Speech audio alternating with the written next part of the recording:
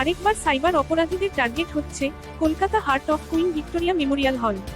শুক্রবার সকালে ভিক্টোরিয়ার কিউরেটরের অফিসিয়াল ইমেইলের হুমকি আসছে বিস্ফোরক দিয়ে ভিক্টোরিয়া উড়িয়ে দেওয়ার।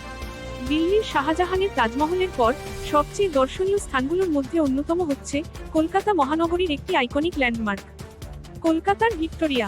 এখানে দেশ বিদেশের অনেক পর্যটকই ঘুরতে আসেন। শুক্রবার সকাল 8টা নাগাদ ভিক্টোরিয়ার কিউরেটরের অফিসিয়াল ইমেল করে হুমকি দেওয়া হয়েছে। কিন্তু 28শে ফেব্রুয়ারি এখানকার কিউরেটর অনুরাগ কুমার এখন অবসরপ্রাপ্ত, তাই নতুন কিউরেটর এখনো নিয়োগ হয়নি, যার ফলে এই ইমেইলটি প্রকাশ পেতে দেরি হয়েছে। কিন্তু প্রশ্ন হচ্ছে, নতুন কিউরেটর নিয়োগে এত দেরি হওয়ার কারণ কি? ইমেইল প্রকাশ না পাওয়ার আগে যদি সত্যি কোনো বড় দুর্ঘটনা ঘটে, তাহলে এর দায় কে নিত? এটাই হচ্ছে কলকাতাবাসীর সবথেকে বড় প্রশ্ন। বোম্বাই তাজ হোটেলের সময়ও চরম নাশকতার হুমকিকে হালকাভাবে নেওয়া হয়েছিল, যার ফলাফল সারা বিশ্বের মানুষ দেখতে পেয়েছে। ইমেইল প্রকাশ পাওয়ার পরপরই হেস্টিংস থানায় ভিক্টোরিয়া কর্তৃপক্ষের পক্ষ থেকে অভিযোগ দায়ের করা হয়েছে। Kolkata police bomb squad Nipper dog নিয়ে তল্লাশি চালাচ্ছে সংগ্রহশালা সহ বিভিন্ন বাগানে, কিন্তু কোথাও কিছু খুঁজে পাওয়া যায়নি বলেই জানাচ্ছেন তারা।